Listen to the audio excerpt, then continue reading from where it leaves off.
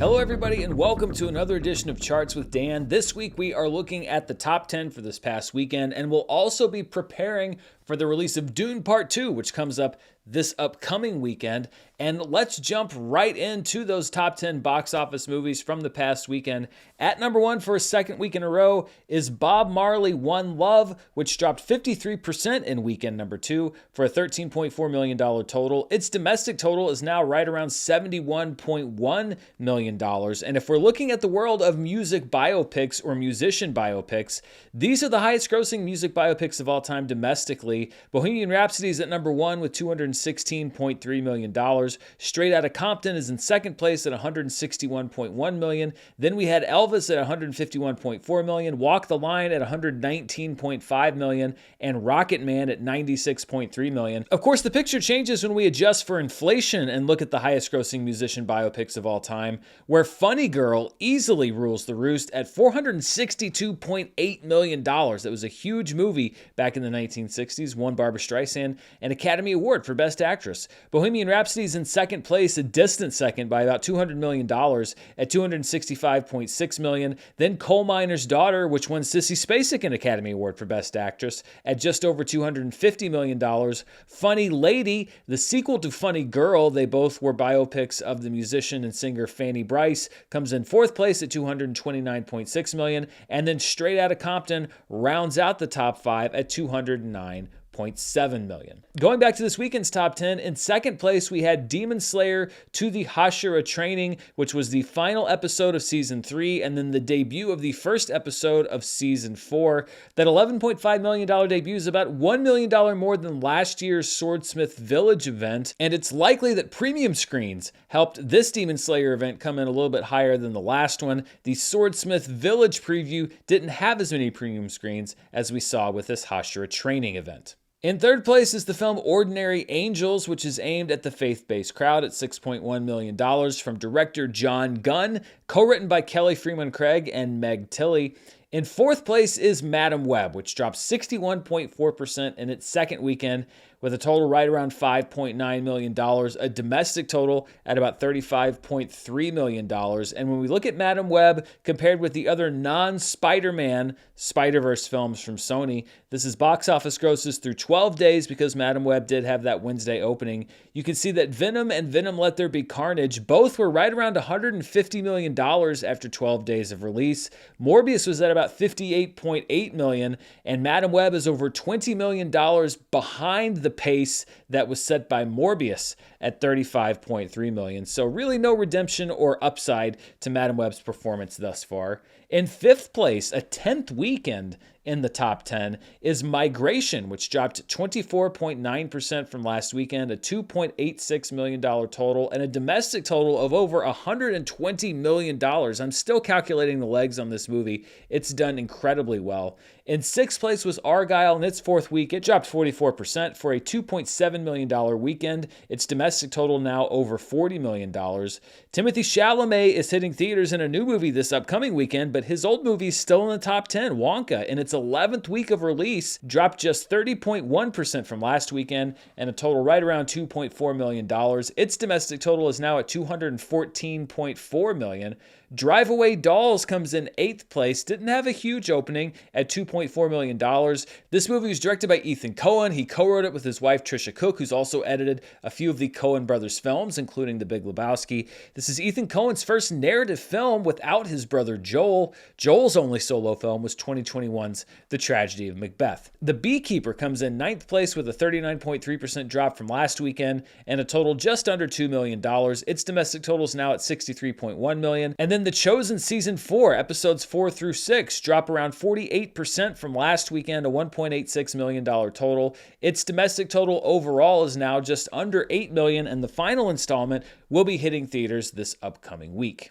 Dropping out of the top 10 after 9 weeks, we have Anyone But You. Lisa Frankenstein really given no room to grow or find an audience. 2 weeks and out of the top 10. And then Land of Bad, which is a terrible title, by the way, after 1 week is also out of the top 10. And when we look at the most theaters lost for this past weekend, you can see why Lisa Frankenstein dropped out of the top 10, because over half of its theaters dumped it after 2 weeks. 1,777 theaters said goodbye to Lisa Frankenstein.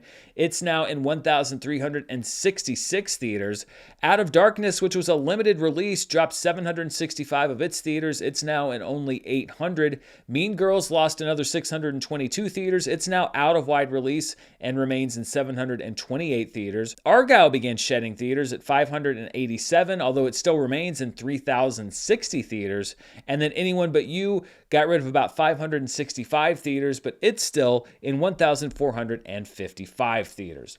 Looking at what I call the road to recovery, the red line there is the weekend box office average for the years 2021 through 2023. The blue line is the weekend box office average for the years 2015 through 2019, and the dotted black line is this year's box office. And you can see that we continue to be basically in lockstep with the average from post-pandemic times when the theaters were reopening. The highest grossing film for the 2021 to 2023 window was last year, the second weekend of Ant-Man and the Wasp: Quantumania. The highest grossing film for the 2015 to 2019 window was the continued box office performance of Black Panther, and we'll see if Dune Part 2 can get that dotted line above the red line for the first time in a few weeks. Most of the time here on the show, we're sharing records for movies that are in the top 10, but there's one movie that's been in theaters since the summer that is still putting its mark in the box office record book, and that is Oppenheimer. Oppenheimer has never left theaters. That's why I have not listed it as closed here on the show, and it just passed the movie It to become the 5th highest grossing R-rated film domestically of all time. So there's still some noise to be made for Oppenheimer here. It's at $329 million, about $6 million behind Joker, which is in 4th place domestically. Then we have American Sniper at $350 million, Deadpool at $363 million, and The Passion of the Christ at $370.7 million. But as we always like to do here on the show, especially when we're measuring things over a long period of time, I wanted to look at what the highest grossing R-rated films of all time were, adjusted for inflation, and none of these movies are actually on that top 5. The highest grossing R-rated film of all time adjusted for inflation is easily The Exorcist, with a domestic total of over $1.4 billion. That was a huge movie. The Godfather getting close to the $1 billion mark at $986.4 million. Then we have Blazing Saddles at just a hair under $750 million. Saturday Night Fever at $709.8 million. And then the only movie that wasn't released in the 1970s on this list, Beverly Hills Cop, back from 1984 at $696.8 million. Moviegoing was in a much different place back in the 70s and 80s. Let's take a look outside the domestic marketplace and look at the top 5 films internationally. And as has been the case the last few weeks, Chinese films continue to dominate this list as they extend their box office runs from the Chinese New Year. Article 20 takes its turn at the number 1 spot at $39.2 million, followed by Pegasus 2 at $34.7 million. YOLO, which topped the Chinese New Year weekend box office, the first weekend box office, is in 3rd place at $24.7 million. Then Boonie Bear's Time Twist at $21.9 million, and Demon Slayer to the Hashira Training at $17 million internationally, one of the rare weeks where no films from the American market are in the top 5 movies internationally. When you take those international numbers, you combine them with our domestic numbers, we get our top 5 films worldwide, and one American film was able to crack this top 5. Article 20 remains at number 1. It dropped 42.7% from last weekend with $39.2 million. Pegasus 2 drops 55.7% at $34.9 million. Then we have Demon Slayer to the Hashira Training, which made $28.5 million worldwide when you combine all of the grosses. Bob Marley: One Love, the sole American movie on this list, it dropped 50.6% from last weekend, but has a $28.4 million total, just behind Demon Slayer to the Hashira Training. And in 5th place was YOLO, which had a 70% drop from last weekend at a $24.7 million weekend total. Let's take a look at this past weekend when it comes to per theater average, and in first place was a movie called Drugstore June, starring comedian and co-writer of the film Esther Povitsky. It brought in $9,332 per theater in 2 theaters. In second place is the film Nostalgia from director Andrei Tarkovsky. This movie was originally released back in 1983 and received a 4K restoration. It brought in $8,797 per theater in 5 theaters. Demon Slayer 2: The Hashira Training comes in third place, bringing in $5,901 per theater in 1,949 theaters. Then we have the Turkish film About Dry Grasses, bringing in $4,884 per theater in 3 theaters. This movie won the Best Actress Award at the Cannes Film Festival last year and was Turkey's official entry for Best International Film, although it did not get nominated at the Academy Awards. And in 5th place is Bob Marley: One Love, which brought in $3,742 per theater in each of its 3,597 theaters. Looking at the films in limited release, so these are movies in 1,000 theaters or fewer, at number 1 is Perfect Days, playing in 253 theaters, a big expansion for that film this weekend, at $648,000. Then we had the 2024 Oscar shorts playing in 353 theaters at $565,000. Les Miserables, the 2012 version starring Hugh Jackman, got a re-release in 162 theaters this past weekend and brought in just under $350,000. Then we had The Taste of Things in 865 theaters, which brought in $343,000 this past weekend. And then in 5th place in 384 theaters is Stop Motion, which brought in $340,000. Looking at the top grossers in limited release this year, this is all tickets sold since January 1st, regardless of when the movie actually was first released. American Fiction remains at number 1 at $8.9 million. That total was frozen when it moved into wide release. Then we have Poor Things at just over $8 million earned in limited release before it moved into wide release. Fighter is in 3rd place at $7.4 million, followed by The Zone of Interest, which is almost over that $7 million barrier. Hanuman is in 5th place at $5.3 million, followed by Origin at $4.4 million, All of Us Strangers at $3.6 million, Gunter Karam at $2.6 million in 8th place, Queen Rock Montreal in 9th place at $2 million, and Out of Darkness at $1.9 million. Of course, so many of these movies that are in limited release are supported by the independent theaters that are scattered around the country, and I often like to take a moment here on the show and spotlight one of those theaters. And this week we're talking about the Avalon Atmospheric Theater in Milwaukee, Wisconsin. Built in the late 1920s and opened in 1929. The theater continuously operated for decades before closing in the early 2000s, but it was restored and reopened back in 2015 as the Avalon Atmospheric. It boasts 2 screens, with the main theater simulating a night sky. Those are very pretty pictures. I'd like to see this theater someday. Madam Web and Bob Marley: One Love are both playing at the Avalon this week, with Dune Part 2 starting on Friday and Scott Pilgrim vs. the World having a special screening there on Wednesday. You can find out more at avalonmke.com. And if you do end up heading over there to see a movie, as always, tell them that Dan sent you. We've got a lot more box office to break down, but before we do, I want to take a moment to thank this week's sponsor.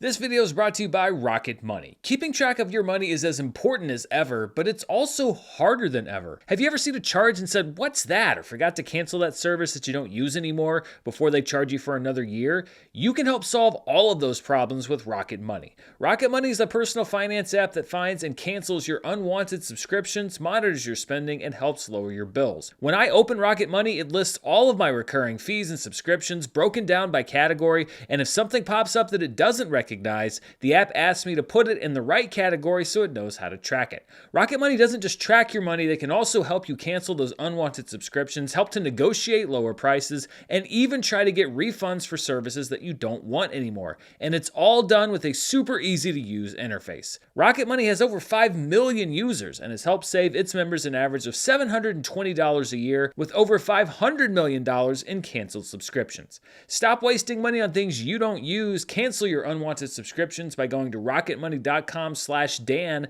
That's rocketmoney.com/Dan, rocketmoney.com/Dan.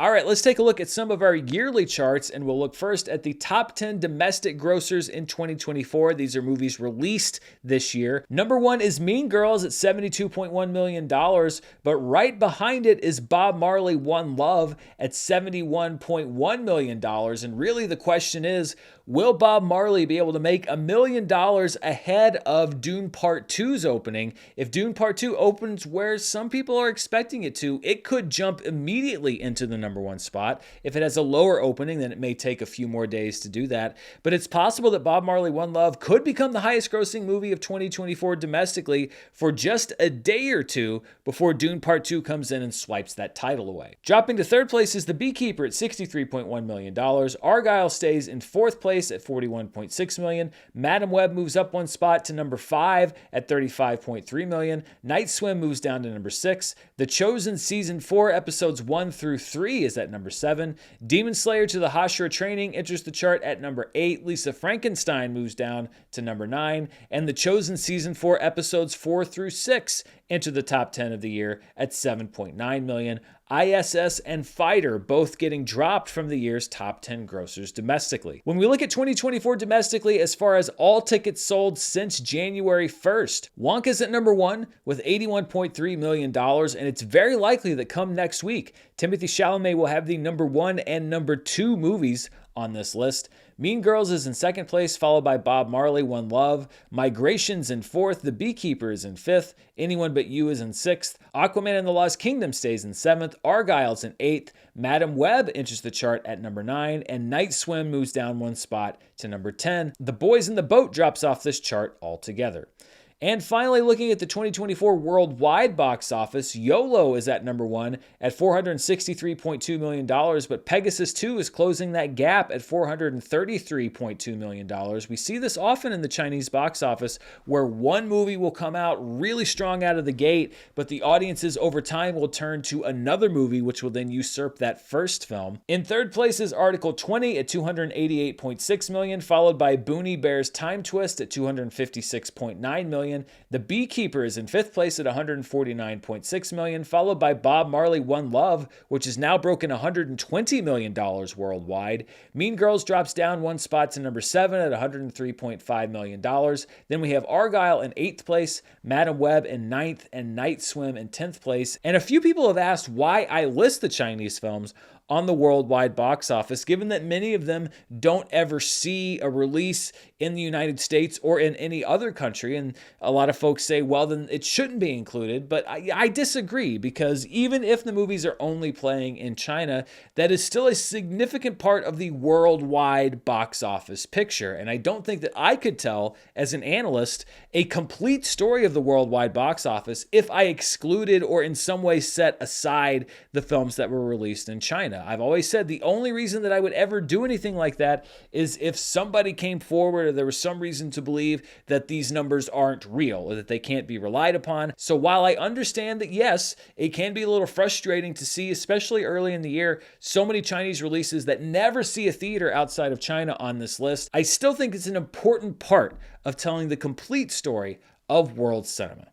Before we go, as always, I want to take a look at a weekend in box office history, and we are going back to the year 1997. Why 1997? Well, Dune Part 2 will be hitting theaters this upcoming weekend, and it was an inspiration behind one of the other great sci-fi/fantasy sagas of all time, Star Wars. And on this weekend back in 1997, the second Star Wars film, The Empire Strikes Back, was number 1 at the box office with its special edition. It debuted to $21.9 million on its way to a $67.5 million final domestic gross. The special edition of the first Star Wars film, 1977 Star Wars, was in second place in its 4th week of release at just over $11 million for a running domestic total of $115.9 million. It ended up at $138.2 million for its entire run. In third place was the Clint Eastwood film Absolute Power in its 2nd week of release at 38.6% drop from the weekend before, and a total just over $9 million.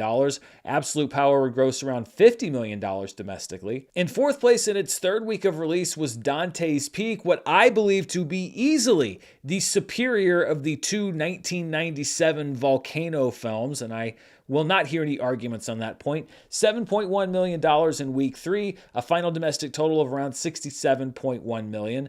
And in 5th place was Vegas Vacation, starring Chevy Chase and the gang, a 49% drop in its second weekend and a $6.5 million total. It ended up around $36.4 million domestically. Of course, we don't like to just leave those numbers sitting there. We want to see what they would look like in today's dollars, which is why we hit that inflation button. And when we adjust this weekend for inflation, we see that The Empire Strikes Back opened at an adjusted total of around $42.2 million. That's pretty crazy considering that it is a re-release, but also not many people had ever been able to see these Star Wars films on the big screen, myself included. So there was a big draw there. Its final adjusted domestic total was at $129.8 million. The Star Wars Special Edition comes in at $21.1 million adjusted. Its final domestic total was $265.6 million.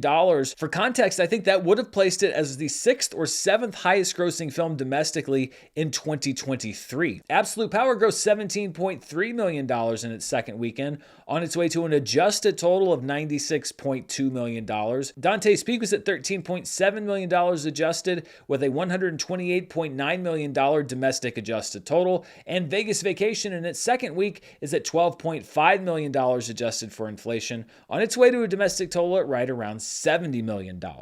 So that wraps up our look at this past weekend's box office, but I want to look a little bit ahead at this weekend because we have a couple of things that are hitting theaters. First of all, The Chosen Season 4 episodes 7 and 8 will open on Thursday, but the big release, of course, is Dune Part 2, which has gotten great reviews, including for me. You can see that here on the channel. And from the reaction of the preview audience that I saw it with on Sunday, I think that this could potentially be a big hit with general audiences as well. So let's set the table a little bit for some of the records that Dune Part 2 might have in its sights. First of all, we have the top 5 openings for star Timothée Chalamet, and if the film opens where many people are expecting it to, this should be his highest grossing film ever. Right now, his highest opener is Interstellar, in which he was a supporting cast member at $47.5 million. Then we had the first Dune back in 2021, which remember was also a day-and-date streaming release on HBO Max. It still made $41 million back in October 2021. Then we had Wonka just a couple months ago at $39 million, Little Women back in 2019 at $16.7 million, and then Love the Coopers back in 2015 at $8.3 million. This should also mark the highest wide opening weekend for director Denis Villeneuve. His highest grossing film right now is Dune, back in 2021 at $41 million. Then we had Blade Runner 2049 in 2017 at $32.7 million. Arrival in 2016 at $24 million. Prisoners back in 2013 at $20.8 million. And then the wide opening weekend of Sicario in 2015 at $12.1 million. It had played in limited release for a couple of weekends before this. And like, look at these 5 movies. I mean, if you were going to have a 5-movie marathon, could you pick 5 better movies than this? Denis Villeneuve is really one of the best directors working right now. Another thing that Dune should capture easily is the best 3-day opening weekend of the year. Right now, that belongs to Bob Marley One Love, which opened earlier this month to $28.6 million. Keep in mind that movie also opened on a Wednesday. That number would have been higher if it had opened on Friday. Mean Girls was right behind at $28.63 million to Bob Marley's $28.65 million back in January. Argyle right now is the 3rd best opening of the year at $17.4 million, followed by The Beekeeper at $16.5 million, and Madam Web, which also opened on a Wednesday at $15.3 million. This really just kind of shows you what a bad year for the box office it's been so far, because only 2 of these movies really, and maybe The Beekeeper, could even be considered hits. And then finally, let's look at the top 10 March openings domestically, which is also where I think Dune 2 aspires to land. The biggest opening on the record books for March is Beauty and the Beast back in 2017. It opened to $174.7 million. That's its opening weekend. That's still crazy to me. Batman v Superman Dawn of Justice in 2016 comes in second place at $166 million. Then we have 2019's Captain Marvel at $153.4 million. 2012's The Hunger Games at $152.5 million. The Batman from a couple years ago at $134 million. 2010's Alice in Wonderland at $116.1 million. And then we have the area right now where I think Dune Part 2 is aiming for. We have Logan back in 2017 at $88.4 million. Oz the Great and Powerful back in 2013. When's the last time anyone even talked about that movie? At 79.1 million. Zootopia in 2016 at 75 million. And last year's John Wick Chapter 4 at $73.8 million. A lot of the projections are saying maybe around 60 to 70 to $80 million for Dune Part 2. Honestly, I would take the over on that because I just think that people are going to enjoy this movie. Now, it is long, so that could cut down on some of the showings, but it's also going to be one of those movies that I think a lot of people buy that premium experience for, that IMAX experience, which I think it's worth it, by the way, to see it in that bigger format, even though it's a bit more expensive. So 80 million-ish is where people are thinking. I would take the over on that, but there's been so many movies, especially in the sci-fi area, that I have thought were incredible and then have completely underperformed. So I'm going to be anxious to see what Dune Part 2 does this upcoming weekend. I still think it's one of the better movies that I've seen in a while. I'm going to have a spoiler review for Dune Part 2 right here on the channel later this week, probably on Friday, because I feel like a lot of people are going to go on Thursday night. So stay tuned for that. And stay tuned right here for Charts with Dan next week, where we look at where Dune Part 2 falls on a lot of these charts, as well as any other crazy numbers that I decide to talk about. You know how it is here on the channel. Thank you so much for watching. Be sure to hit that like button, to share, to subscribe, to hit the bell that notifies you when I upload a video. All of that stuff helps this channel grow. Thank you for spending part of your day here with me. Thank you to Rocket Money for sponsoring the video. Check out the description for more info about them. And until next time, stay safe. Bye.